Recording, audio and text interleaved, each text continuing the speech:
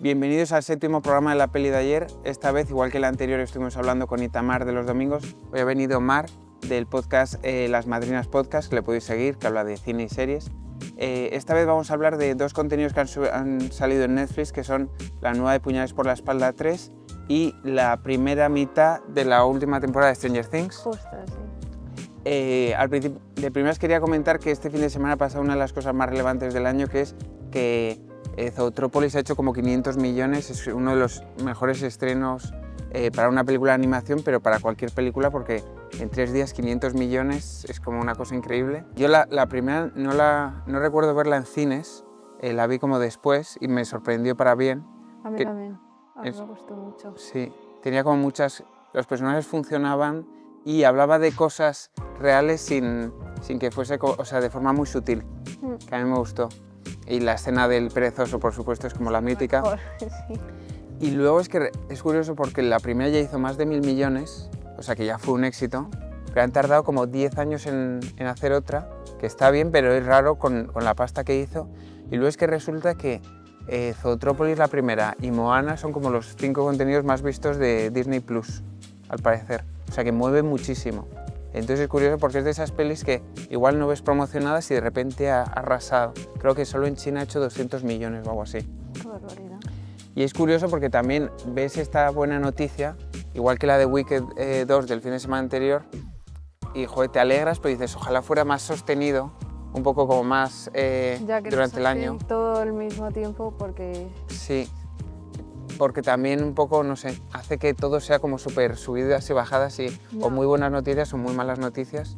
¿Tú pudiste ver Wicked, que yo no la he visto? Yo la he visto y me ha encantado. De hecho, me ha gustado incluso más que la primera.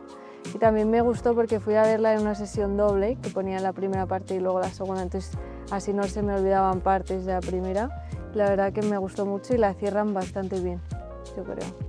Ya, yo todavía no he visto ninguna de las dos. Tengo como resistencia a verlas, pero porque, o sea, tengo entendido que son buenas. El director era director de fotografía de Aronofsky, o sea, que es un tío como muy bueno y tal. Lo que pasa es que, claro, veo el tráiler y la estética la veo como un poco Disney Channel a veces, como de que el fondo va a ser como de cartón piedra, pero tengo curiosidad. A mí tampoco me llamaba de primeras, de hecho yo no hubiese ido si no me lo dijese un amigo y fui y me sorprendió. Ya. ¿No habías visto el musical? No sabía nada de la película y me impresionó sobre todo la dirección de arte, cómo tratan todos los escenarios, los vestidos, está todo cuidadísimo. Ya solo por ver eso merece la pena. Ya, luego lo comentamos un poco con Stranger Things, pero también me parece como un poco Harry Potter desde fuera. Sobre todo la primera y la segunda, un poco de... Sí, hay muchísimas referencias a Harry Potter. Casi dan ganas también de ver... ¿La del Mago de Oz? El Mago de Oz. Sí. Casi dan ganas de... porque creo que hace como guiños, ¿no? Sí, lo que pasa es que yo creo que en esta segunda parte hay cosas que igual las meten un poco forzadas. Vale. O sea, que no terminan de explotarlo del todo, yo creo. Vale, vale. Tengo curiosidad, tiene que darse la tarde concreta, pero sí. Y arrancamos un poco hablando de Puñales por la Espalda 3, porque es como uno de los estrenos potentes antes de que acabe el año, junto con Avatar 3 y alguna más. Y luego es una cosa curiosa porque es de las pocas franquicias de pelis que Netflix se le ha dado bien, pero también es porque no es original suya, o sea, salió en cines, la primera de Lionsgate, la compró y entonces hizo un contrato con Rian Johnson para 2 más. Ah, vale. Justo le hacían una entrevista a James Cameron el otro día de cómo pues se va, la amenaza de que se va todo al streaming, ¿no? Y que decía que una de las cosas para que confiar en que no fuese así es que las grandes películas no las saben hacer bien.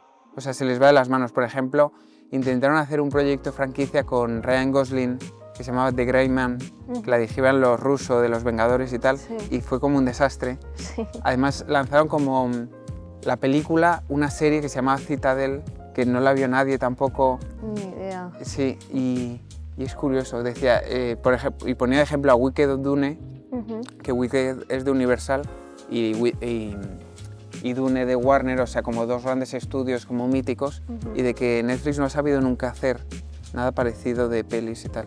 Que no saben alargarlo bien, yo creo, igual lo pueden forzar un poco. Puede ser. Y todo suele lucir como barato, un poco. De hecho, bueno, ahora hablamos exactamente de Puñales por la Espalda, pero por ejemplo, la 2, que se llamaba Glass Onion, yo la recuerdo que lucía como fatal, esa isla que era como medio falsa, a ratos verdad. Es de las pocas pelis que he visto como que tanto dinero se les atraganta. Sí. Porque la primera era pequeña, en una casa tal, la segunda era como demasiado. Todo el mundo cree que fui yo. Yo no lo maté. Esto iba mucho más allá de una simple labor policial. Esto es algo que ni yo había experimentado. Un crimen totalmente imposible. Puede resolver el caso, ¿vale? Yo soy incapaz de no resolver un crimen. Ya lo verá. Es divertido. Y esta última que se llama De entre los muertos, creo que es Wake Up Dead Man, me gustó el tráiler porque era volver como a un sitio pequeño, es como en una parroquia. Sí. Y bueno, primeras impresiones, ¿qué te pareció?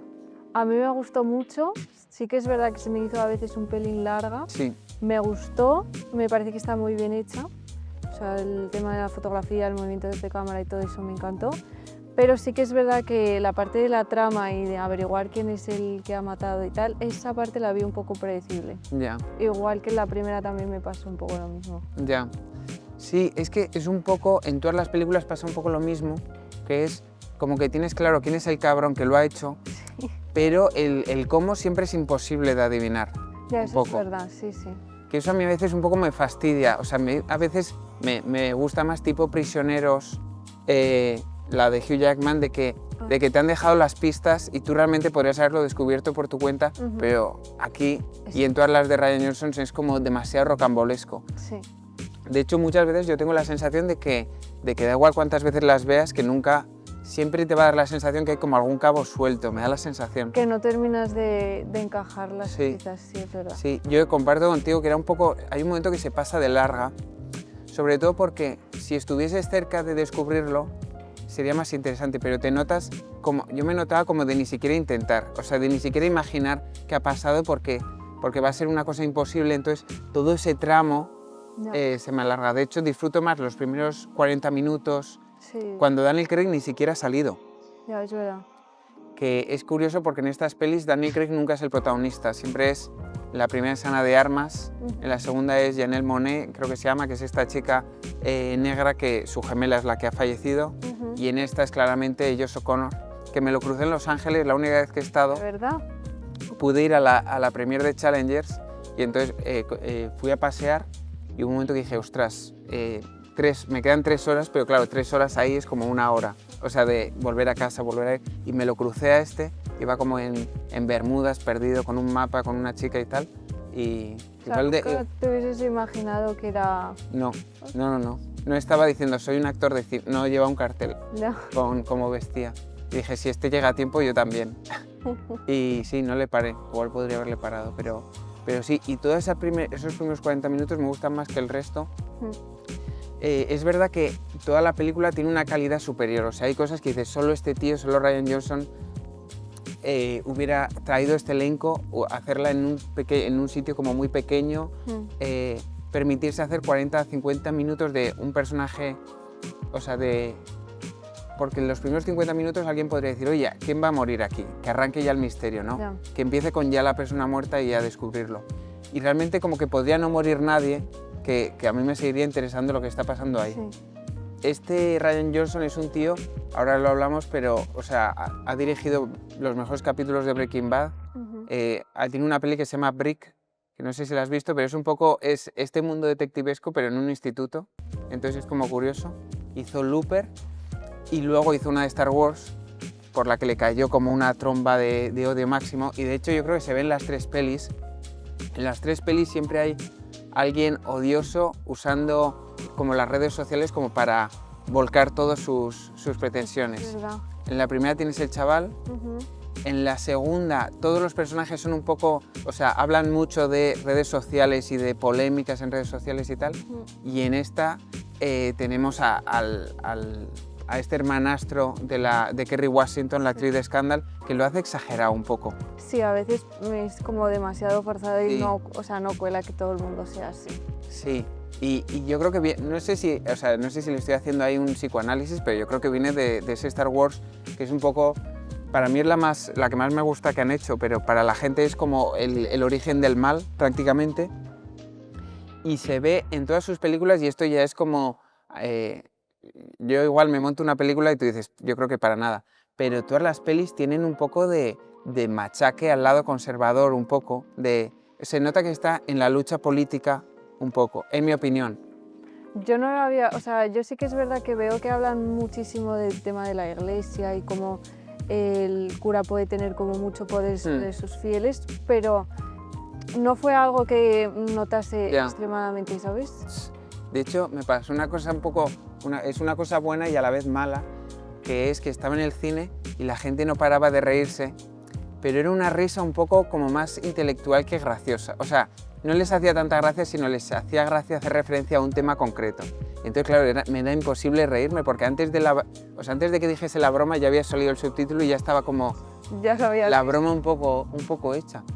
En la primera tienen como todo el espectro político, porque hay algunas que son un poco hippies, hay una madre y una hija que son un poco más hippies.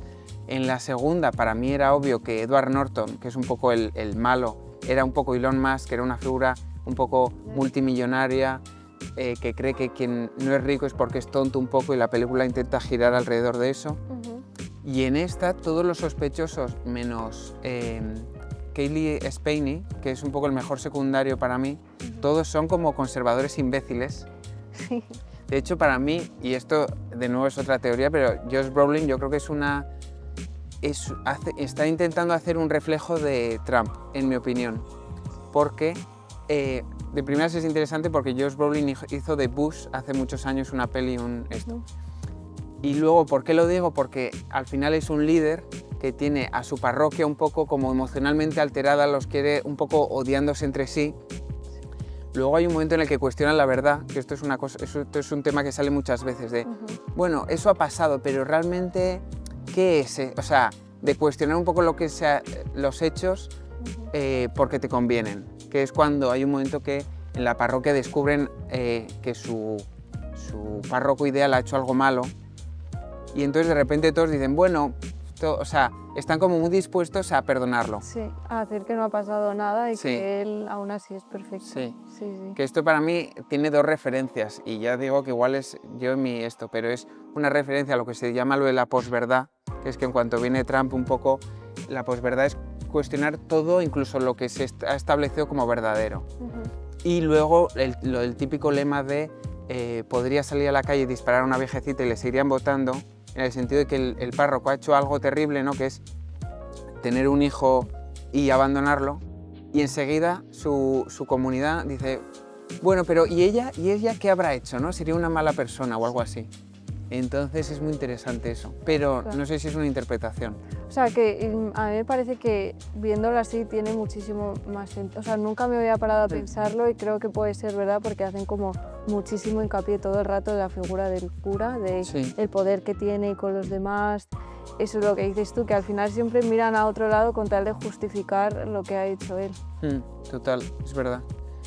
Es verdad que este tío, Rian Johnson, que es guionista y director, es lo suficientemente bueno como para que haya película detrás de eso. O sea, a mí me parece muy interesante todo el camino de Josh O'Connor. Me encanta que haya matado a alguien en su pasado. O sea, le da cierto bajar a la realidad porque en estas películas, y luego lo comenté, es un aspecto que me parece que tiene en común con Stranger Things, que es que me siento muy seguro viéndola.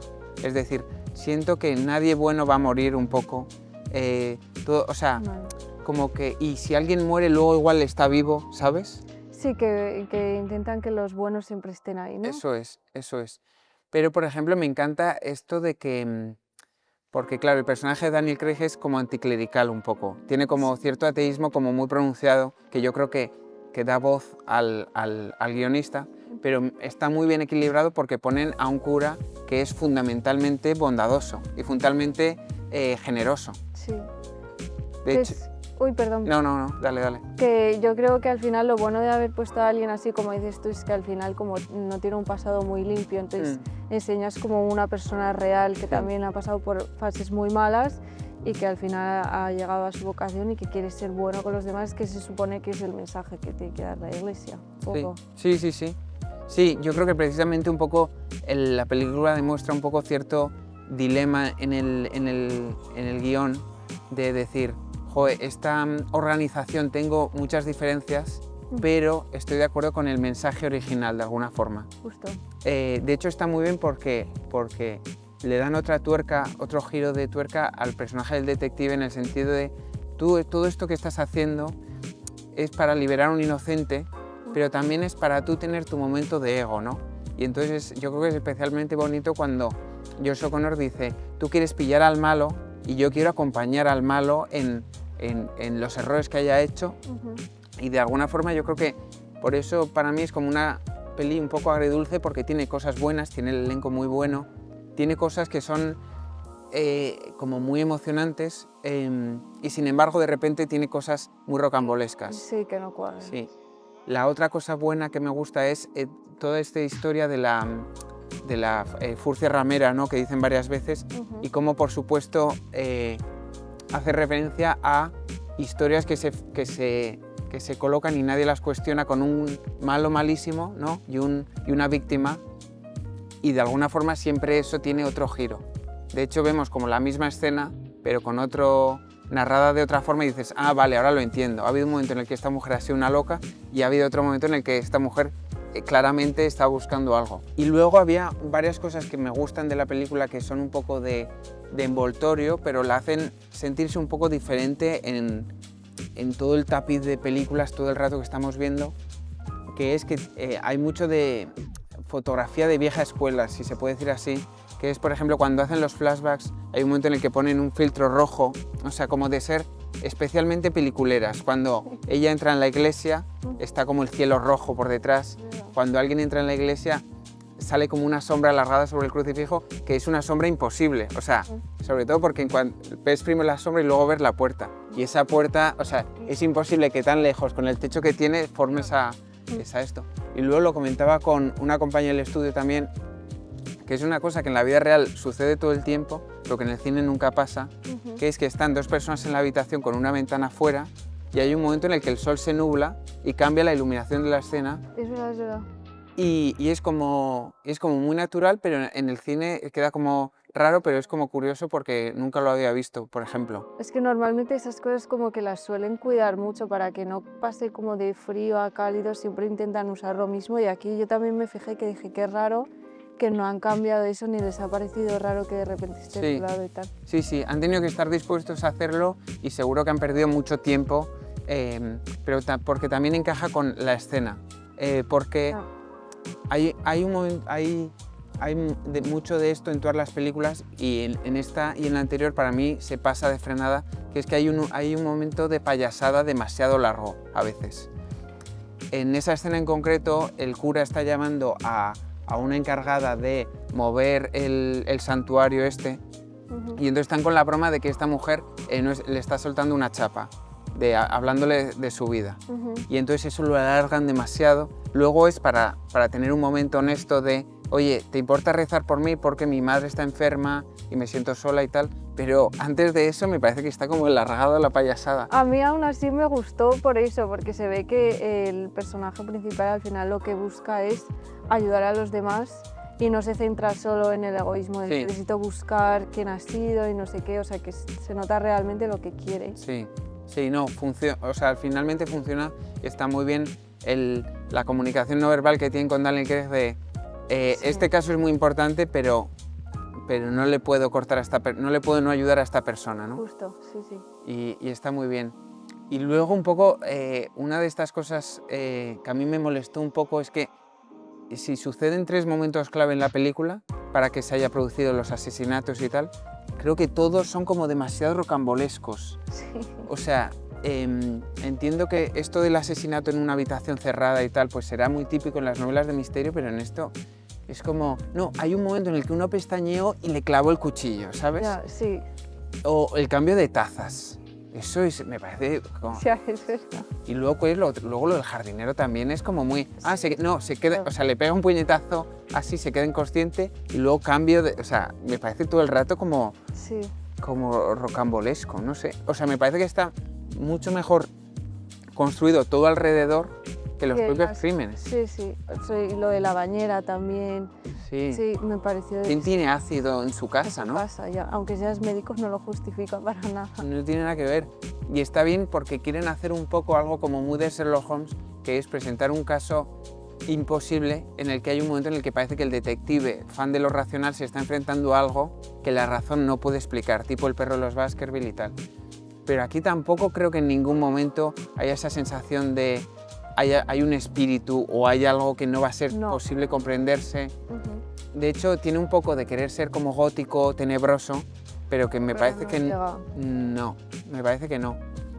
Hay un momento que la iluminación está muy bien, que es cuando están hablando los dos en el bosque, está lloviendo, joder, se ve una profundidad, que eso no sucede como nunca, y hay alguien con la linterna por detrás y tal, que me parece especialmente chulo, pero sí, para mí es superior a la segunda, pero inferior a la primera. No sé si para ti. Para mí un poco, o sea, salí con la misma sensación en todas. O sea, cumple su función de que es entretenida, pero tampoco me pareció extremadamente buena. Hay una cosa increíble que hacen la primera, que la hacen muy novedosa, que es que todas las películas de Quién lo ha hecho empiezan con el asesinato, la investigación, y terminan con ese momento que es muy satisfactorio de esto es lo que realmente pasó. Y entonces en la primera rompe un poco esa estructura porque es... muere alguien, llega el investigador, pasa media hora y te dicen quién lo ha hecho. Y entonces la segunda mitad es estar con quien supuestamente ha hecho el crimen, de a ver si se va a escapar. Y luego aún así dicen, no, realmente lo ha hecho esta otra persona. Y entonces consigue tener otro momento de satisfacción de te he engañado antes y esto es lo que realmente ha pasado. Que sucede también con la madre en este caso. Pero sí, yo creo que la primera sigue siendo imbatible. En teoría esta es la última que va a hacer con Netflix por contrato, la siguiente va a hacer otra que no tiene nada que ver, y realmente veo a la gente como que dice, no, que haga todas las del mundo, pero digo, yo creo que si no va a subir ya después de la primera, para mí... Pero la gente salió muy contenta, o sea, yo vi la sala llena de gente y con todo el mundo con el que he hablado y la ha visto le ha parecido que está muy bien, entonces yo creo que no sé por qué, pero funciona. Ya. Yo conseguí verla en cines a pesar de Netflix porque hace esto de ponerla en cines, pero ponerlo muy difícil. Había 2 pases el sábado a las 11:45 de la mañana y a las 9 de la noche. Y ya tenía planes y fui a las 11:45 de la mañana. Ostras. Un poco random, pero sí. We have a plan. It's a bit insane. Yeah, what could go wrong? No idea, but I think we should find out.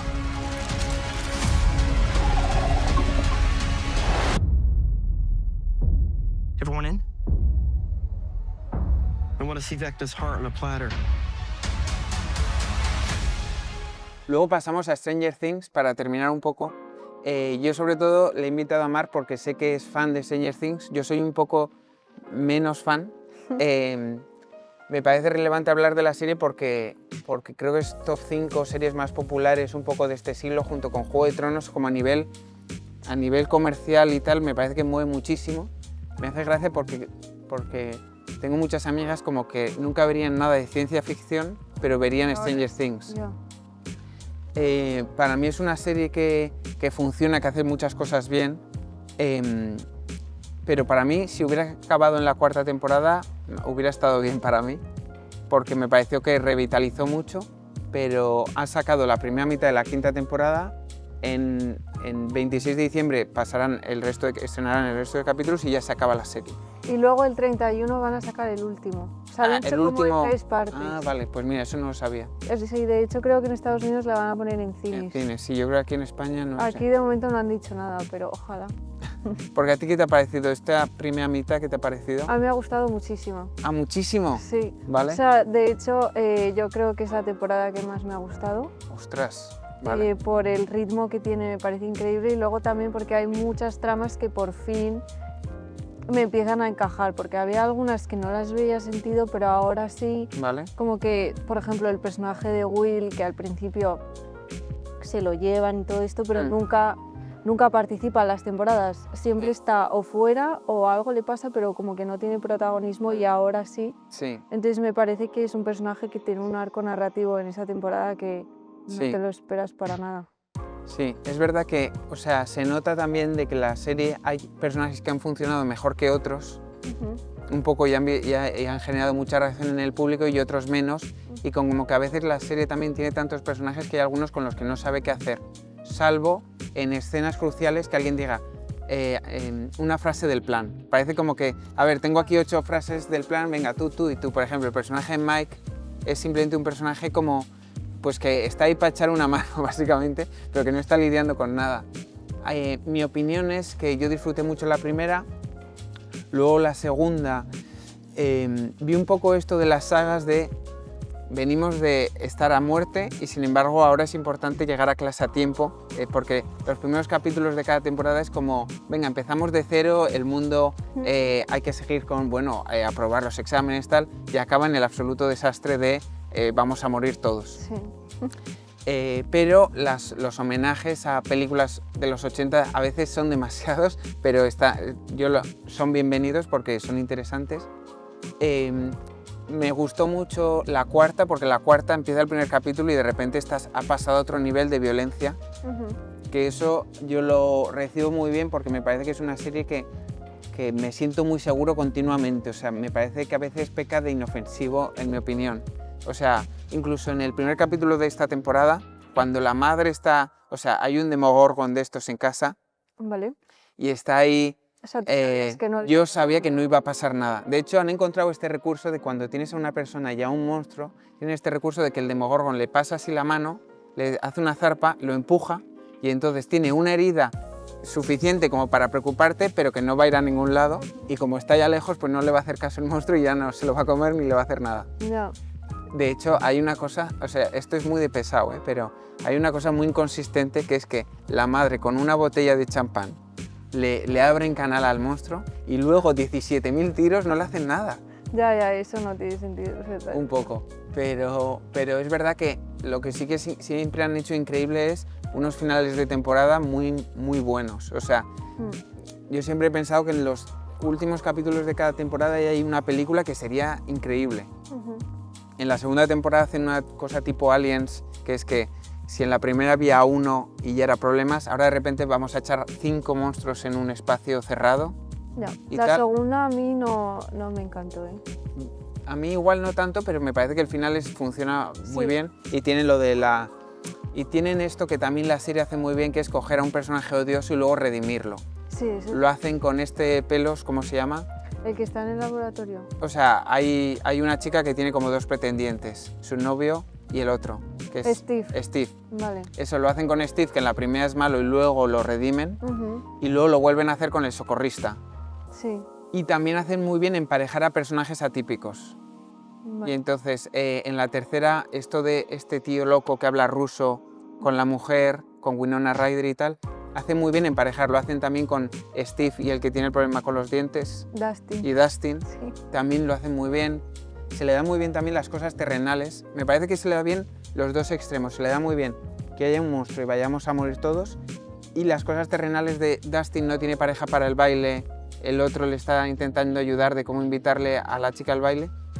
Y lo que siempre me parece, lo que peor se le da, en mi opinión, es cuando tiene que ocultar la edad de los actores, cuando le tienen que poner un pelo como así, alborotado y tal, y luego los inicios de temporada, que es, ¿qué es eso? Hace 2 semanas iba a morir y ahora de repente tengo un examen que me está agobiando. Ya, sí, que es, bueno, al final yo creo que de alguna forma tendrán que introducir un poco lo que va a pasar, pero sí, o sea, al principio empieza muy despacio, pero justo en la cuarta y en la quinta me parece que el ritmo es muy bueno. Sí. O sea, desde el principio ya estás como atento, y a mí también o sea, sí que es verdad que lo de las referencias puede cansar, pero a mí me gusta mucho cómo juegan con las similitudes. Por ejemplo, cuando en la cuarta temporada que están preparando un plan y lo comparan con la película de La Gran Evasión, más o menos puedes entender un poco lo que quieren hacer. Entonces yo creo que las usan también bastante bien. Sí, es verdad. No, se les da muy bien hacerlo. Es verdad que lo de La Gran Evasión por lo menos lo mencionan, porque ahí le estaba repasando referencias y claro, la primera es ET, la segunda el elemento Aliens hemos pasado de un monstruo a varios en un espacio cerrado. Luego la tercera es La Cosa, totalmente, de un monstruo que va como cogiendo, y además muy desagradable, que va como uniendo cuerpos y va creciendo y tal. Sí. Luego los Goonies, Harry Potter, el Mago de Oz también. El Mago de Oz también. O Caperucita. Sí. O sea, hay bastantes. Sí. Luego en la segunda tienen un bicho que va como creciendo, que es un poco Gremlins, sí, ¿no? Es verdad. Entonces, por eso a mí me encantó el inicio de la cuarta, en la que de repente hay una violencia como difícil de ver al principio y de repente como que los stakes que dicen en inglés están como muy arriba y de repente dices, y luego otra cosa que me parece genial que hizo la cuarta es que todas las series y todas las películas como que se alargan, todas las franquicias, de repente les gusta encontrar un antagonista como que ha estado ahí desde el principio un poco. Sí. Encontrar un elemento como que lo una todo y para mí lo suelen hacer, o sea, suele ser como, vale, si quieres dar la sensación de cierre, pero esto ha sido pensado sobre la marcha. Vale. Y me encantó lo que hicieron en la cuarta, que es crear este antagonista Henry, que de alguna forma sí que es verdad que estaba ahí desde el principio, como diciendo, si esto no me lo hubieras contado, realmente creo que me hubiera quedado sin una parte. O sea, como la serie empieza con Eleven corriendo por el bosque y esta sensación de qué ha pasado justo antes de eso y de que ella haya creado al villano, me parece como muy... Sí, de hecho, los hermanos Duffer contaron que ellos desde el primer capítulo ya sabían lo que iba a pasar. O sea, ya sabían cómo terminaba la historia, entonces ves que no es forzado. Sí, es verdad que suelo dudar de cuando dicen esas cosas porque a veces no me las creo del todo. O sea, me creo más el de Breaking Bad que dice, mira, esto de los nazis que hicimos al final, la verdad es que no teníamos ni idea, ¿sabes? Sí. Pero sí, que estos son los hermanos Duffer, que son como dos hermanos medio gemelos, que tengo curiosidad porque ya han hecho contratos fuera de Netflix para su etapa posterior. Vale. Y para mí es un poco como la prueba de fuego, como con los de Juego de Tronos, de, vale, se te ha dado muy bien copiar esto, a ver qué haces. A ver qué haces después, ¿no? Como lo de Juego de Tronos, se te ha dado muy bien adaptar esto, pero después, a ver si consigues. Bueno, en principio han dicho que van a hacer un spin-off de Stacy. Danger, eso para mí ya es peligro. Por ejemplo, para ti en ranking de temporadas, ¿cómo va? Para mí está la quinta, yo creo, la cuarta, la primera, la tercera y la segunda. La segunda es la que menos me gusta. Vale. Para mí en redes sociales la que mejor funcionó fue la tercera. Me da la sensación que generó muchísimo, fue como un revulsivo de... Y luego ellos son adolescentes, entonces tiene como otro tono. Sí. Esperaremos encantados al final de Stranger Things. Yo es que ya, o sea, me vi la primera y luego ya se hizo popular y van a estrenar la cuarta y dije, venga, me las veo. Sí. Me las vi del tirón, por mí se podría haber acabado en la cuarta y no hubiera pasado nada, sobre todo con la espera que ha habido hasta la última. No. Y entonces ya, pues ya no la voy a dejar de ver a una temporada, de alguna forma, entonces no, ya me la voy a ver. Pero sí, me parece que es una serie que la han estirado bien, o sea, está estirada, pero me parece que lo han hecho bien, se les ha dado bien. Pero ya un poco, menos mal que, o sea, por ejemplo, eran 4 capítulos y dije, bien, o sea, sí, una cantidad razonable de episodios, incluso si haces capítulos de hora y cuarto, gestionable. Si hubiera sido 13 o algo así, yo creo que digo, uf. Ya. Y aparte dijeron que esta primera parte, había algunos que iban a durar 2 horas y media. Sí. Pero al final lo han cambiado y sí que es verdad que si no hubiese sido demasiado. Sí. Leí que esto es muy interesante porque a mí como que me interesan mucho los formatos, pero hubo un momento en el que les vendieron la idea de estrenar un capítulo cada semana. Ah, sí, es verdad. Y dijeron que no. Sí, que hubiera sido como muy interesante porque entonces ahí sí que cada capítulo vive como su propia presión, de alguna forma. No es simplemente, venga, ¿sabes? Pero aún así, tanto tiempo también yo creo que te genera muchísima expectación. Sí. Sí, hombre, ellos ya se han dado cuenta de que lo de posponer, o lo de dejar tiempo entre medias, funciona porque han encontrado su propia forma de hacerlo, de como batch de episodios, pero ya se han dado cuenta de, ostras, se quema demasiado un contenido si lo estreno de golpe, de alguna forma. Sí. Pero bueno, pues nada, terminamos el capítulo. Muchas gracias por seguir viéndonos, muchas gracias a Julio y Belén por poner las cámaras y los micros y todo. Y vendremos ya el año que viene con pues, otros contenidos y otros invitados y todo. Seguidle en su podcast, por favor, Las Madrinas Podcast. Gracias por venir. Gracias a ti. Y nos vemos pronto. Hasta la próxima.